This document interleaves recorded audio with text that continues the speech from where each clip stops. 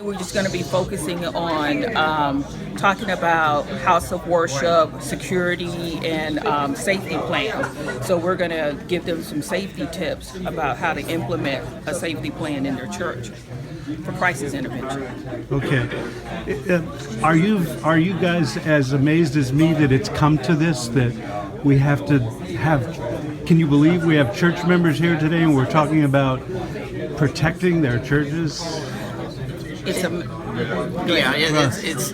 is a surprise, but being in the crime industry, if you will, we saw it coming, and sadly it's here. It's not only in churches but in schools as well, and it's just something that we want to do to help prepare ourselves for this if it were to ever happen.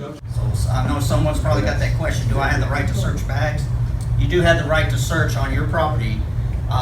And that's another good thing, hey, can I take that backpack from you or whatever, put it over here? Oh, no, that's okay. Okay.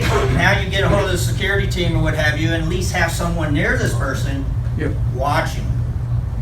So that way, once again, you don't strip them of their identity, you're not mean to them, you don't make them feel unwelcome, but you're watching them. And I've learned this volunteering at the Port Manatee as a chaplain. And it came into use where we take in everybody at our church. Anybody off the street, no matter how you look, that's what God requires us to do, is love purely. And so one gentleman we took in, and me and our deacons and we got together, and after church he said, "Pastor, can I speak to you?" And he said it out loud, and immediately our deacons said, "Pastor, we'll be with you."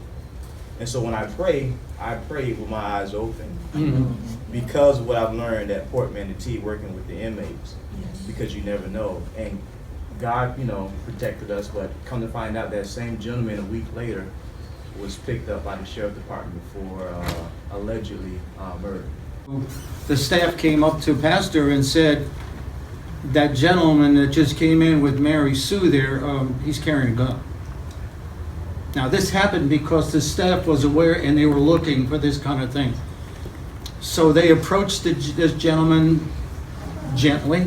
They talked to him a minute and asked him if he would surrender the gun, maybe give it to his girlfriend who they knew. He decided no, he would just leave the church. And he did, he left. But the thing of it was, they were prepared. The staff was prepared, the greeters, the ushers were looking around for possible things because what the pastor had just told them. And of course, I believe in also the fact that if your ushers and staff are praying, they pray with one eye open. So Pastor, what did you learn today that you didn't know when you walked in here?